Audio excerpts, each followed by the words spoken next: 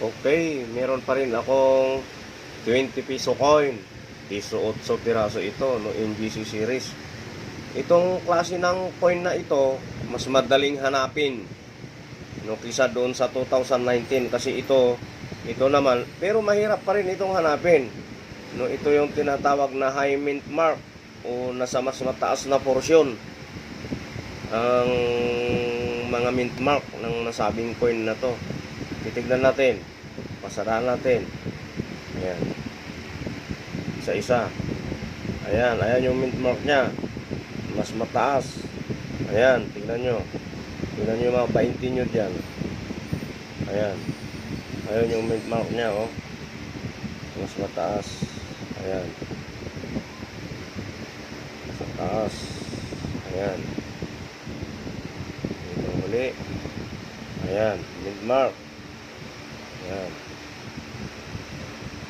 Ayan, oh, sa ibaba ng letter P.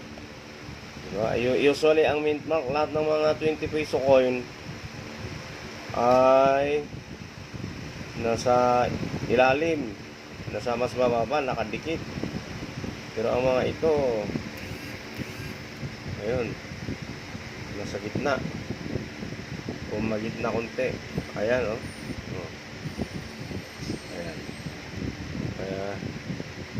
Ayan,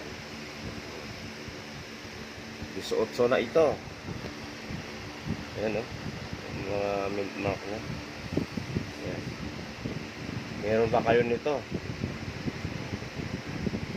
Ayan, mas madaling mag ano. Ayan, oh, high mint mark 20 peso NGC series. Ayan. Pero madaling lumahin yung ano, makikintab ang mga ito dati, no.